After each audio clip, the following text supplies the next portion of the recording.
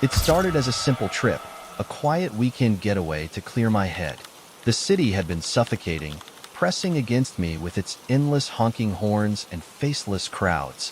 When I found the listing for a secluded cabin deep in the Pennsylvania woods, it felt like a sign. The photos showed a rustic, cozy place, wrapped in trees with no neighbors for miles. Perfect. I booked it immediately.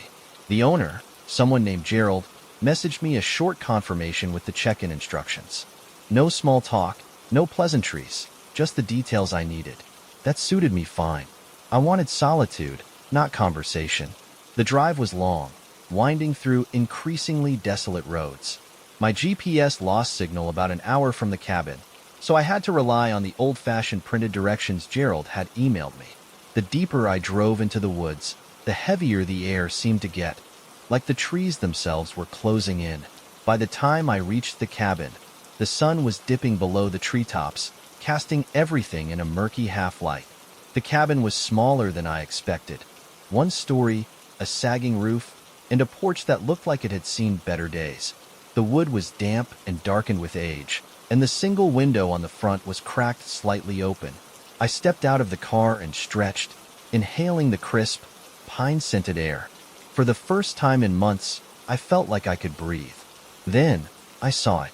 Near the tree line, maybe 50 feet away, a figure stood motionless, just watching. My breath caught in my throat. At first, I thought it was a trick of the light, an oddly shaped tree stump, maybe, but as my eyes adjusted, I realized it was a person, a man, tall and still, dressed in dark clothing. I hesitated, debating whether I should call out. Before I could decide, the figure turned and walked silently into the woods. No crunching leaves, no snapping twigs, just gone. A shiver ran down my spine, but I forced myself to shake it off. Maybe it was another cabin guest, though Gerald had said the place was private, or a hiker. I tried not to dwell on it. I grabbed my bag and headed inside. The cabin's interior was just as rustic as the outside. Wooden furniture, a small fireplace, and a kitchen that looked like it hadn't been updated since the 70s. It smelled of dust and damp wood, but it was warm, and the quiet was exactly what I needed. I spent the first night reading by the fireplace, drinking the whiskey I had brought with me, letting the silence settle into my bones. Then, at exactly 2:17 a.m., the knocking started. A slow, deliberate tap, tap, tap against the front door. My blood ran cold. I sat up, heart pounding. I hadn't seen a single person for miles, and there was no way in hell someone was randomly out here at this hour. I grabbed my phone, but, of course, there was no signal. My hands shook as I crept toward the door, every instinct screaming at me to stay quiet. Another 3 knocks. Tap, tap, tap. I hesitated, then peeked through the cracked window. The porch was empty.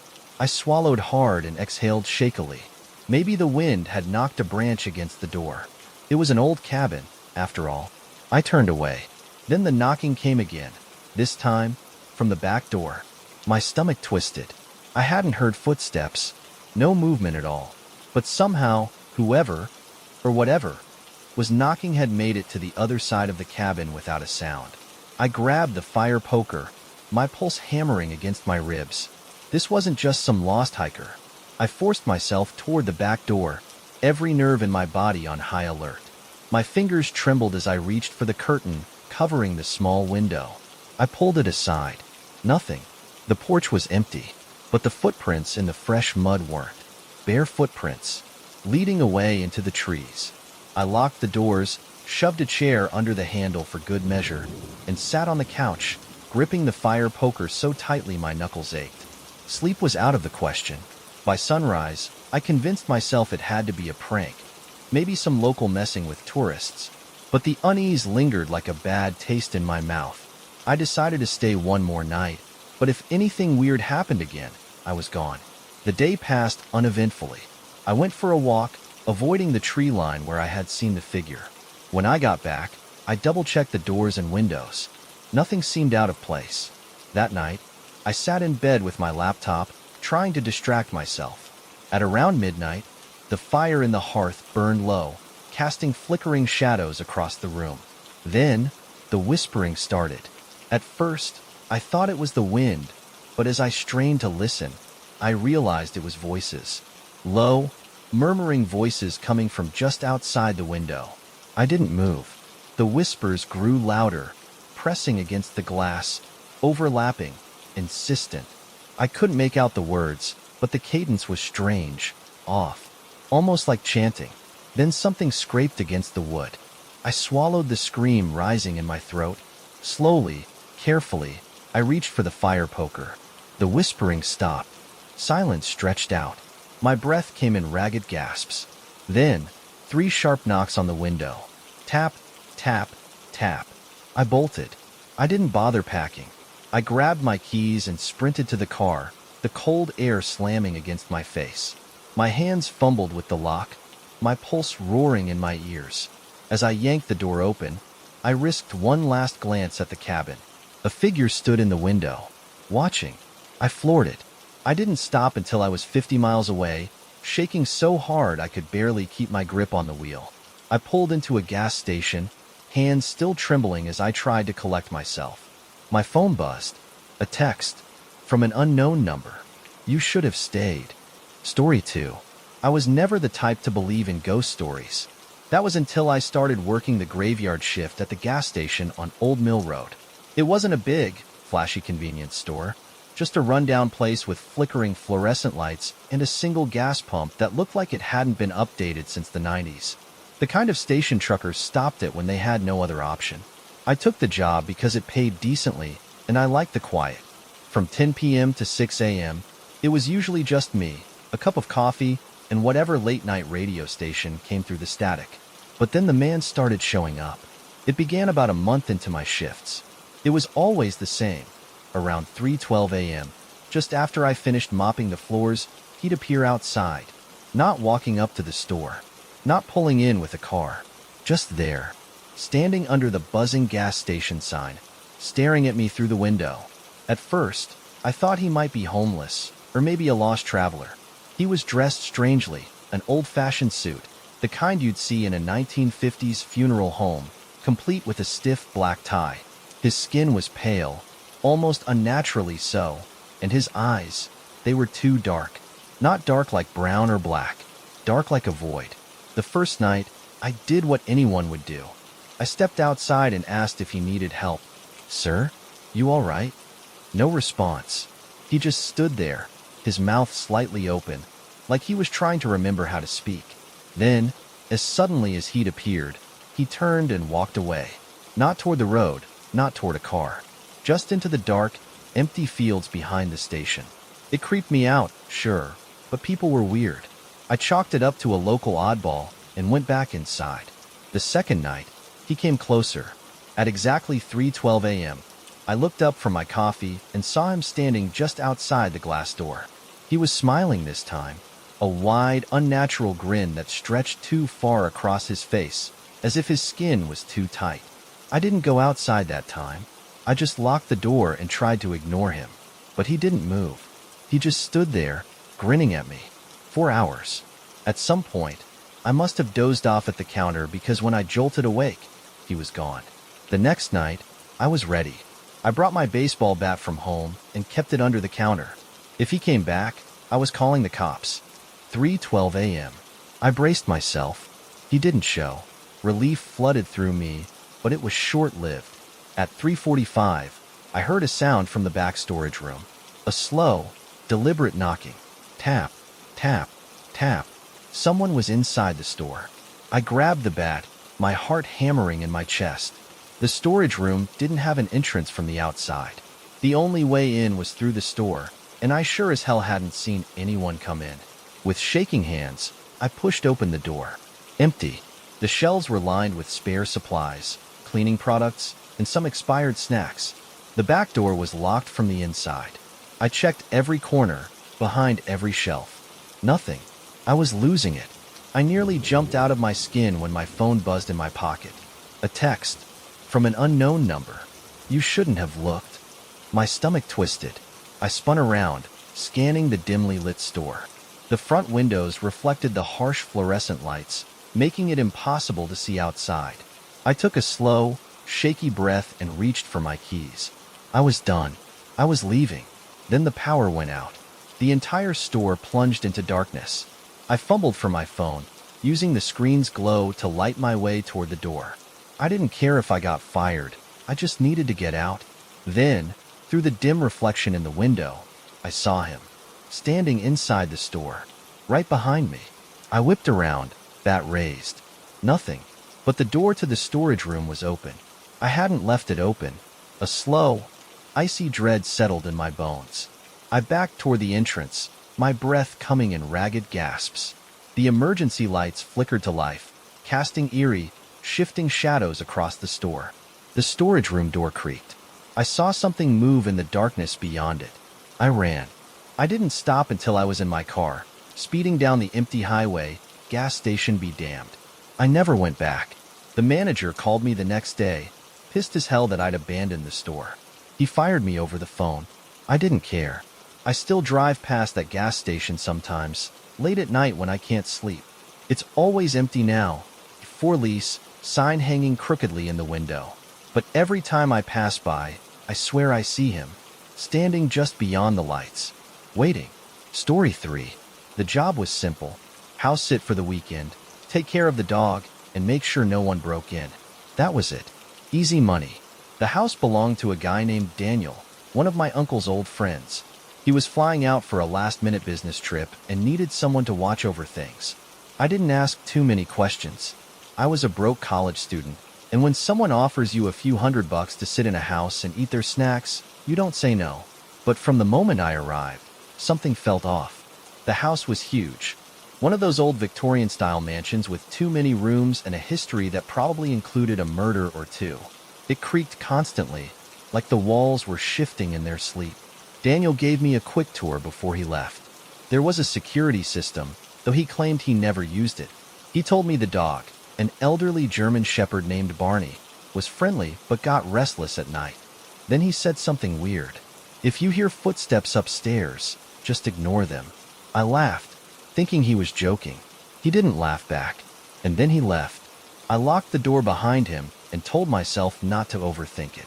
For the first few hours, everything was fine. I raided the fridge, watched some TV, let Barney out in the backyard. The house was eerily quiet, but that was expected. Then, around midnight, Barney started growling. Not barking, growling. His ears were pinned back, his fur bristling as he stared toward the staircase. I followed his gaze, my stomach twisting. The upstairs hallway was completely dark, the way Daniel had left it. But I heard it. A soft, deliberate creak, like someone shifting their weight on an old wooden floor. I froze. Barney let out a low whimper, then backed away, tail tucked between his legs. I wanted to believe it was just the house settling.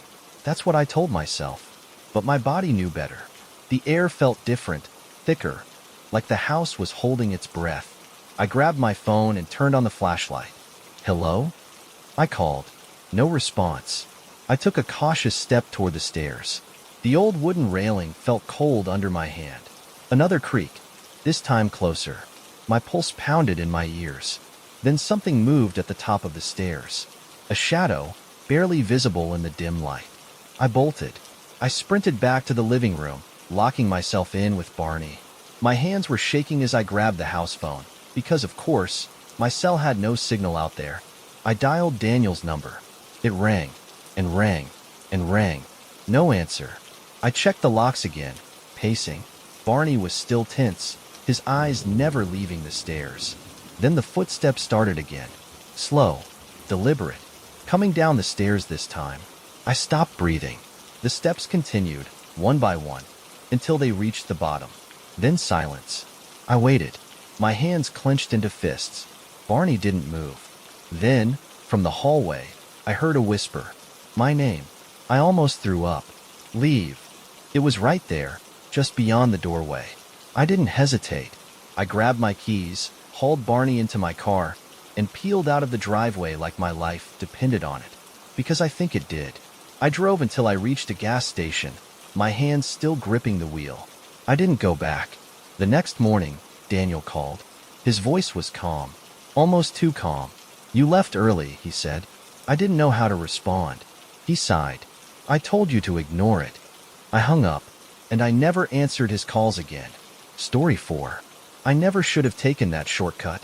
I was driving home from my friend's cabin in the mountains, exhausted and ready to crash into my own bed. The GPS had me taking the highway, but then it suggested an alternate route, a faster one that cut straight through the woods. I hesitated. It was late, past 1 a.m., and the thought of winding through an empty forest in the middle of the night wasn't exactly appealing. But sleep was calling me, and the faster I got home, the better. So I took the turn. At first, it wasn't bad. The road was narrow, but paved. Tall trees flanked both sides, their branches reaching over the asphalt like skeletal fingers. The moon was bright, illuminating the road just enough that I barely needed my high beams. Then, about 10 minutes in, my radio cut out. Static. I frowned and fiddled with the dial, but every station was just white noise. Annoying, but not exactly terrifying. I turned it off and focused on the road. Then my headlights flickered. I felt my stomach clench. It only lasted a second, just a brief pulse of darkness before they came back on. But it was enough to set me on edge. Just an old road, I muttered to myself. Probably a power issue. That's when I saw the woman. She was standing in the middle of the road. I slammed the brakes, my heart lurching. My car screeched to a stop just a few feet from her. She didn't move. She just stood there, illuminated by my headlights, her head tilted slightly to the side. She was barefoot, wearing a thin white dress that barely reached her knees. Her long black hair hung limp, almost covering her face. But I could see her eyes. They were wide, unblinking. She wasn't startled. She wasn't panicked. She was waiting. I swallowed hard, gripping the steering wheel. My first instinct was to roll down the window and ask if she needed help, but something stopped me. A feeling. Something was wrong. I couldn't explain it, but every nerve in my body screamed at me to stay in the car. Slowly, carefully, I reached for my phone. No signal. Of course.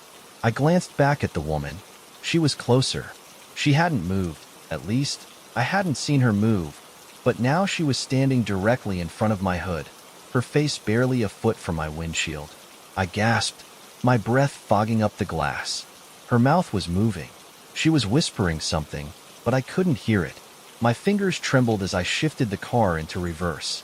The moment I did, she smiled. Not a normal smile. Not relief. Something else. Something excited. I didn't wait to find out why. I slammed the gas, the tires screeching as I reversed back down the road. The woman didn't chase me.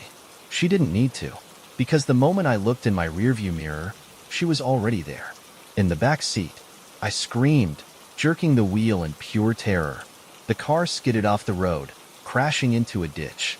Pain exploded in my skull as my head slammed against the steering wheel. My vision blurred, the world tilting sideways. And then, just as suddenly as she had appeared, she was gone. No footprints. No sign of her anywhere. Just me, alone, in the wrecked car. The police arrived about an hour later. A trucker had spotted my hazard lights and called it in. They asked me what happened. I told them I swerved to avoid a deer. They believed me. But before they let me go, one of the officers hesitated. He glanced at my car, then back at me. "You sure you were alone?" he asked. A chill ran down my spine. "Yeah. Why?" He scratched his head, looking uncomfortable. "Because when we got here, your back door was open." I didn't respond. I didn't want to know. I should have never agreed to help my cousin move. It wasn't that I didn't want to help. It was just that the new house creeped me out. It was one of those old Victorian homes, way too big for just one person. The kind of place that felt like it had secrets hidden in its walls. But my cousin, Mark, was ecstatic about the deal he got on it. A steal, he kept calling it. A house this big, for this price? Man, I got lucky. I didn't have the heart to tell him that cheap houses are usually cheap for a reason. The first time I stepped inside, the air felt wrong. Not cold, not damp, just heavy, like the walls had soaked up something that couldn't be scrubbed away. I shrugged it off. I was being paranoid. We spent the whole afternoon moving in furniture, carrying boxes, and trying not to trip over the uneven wooden floors. By the time night fell, I was exhausted.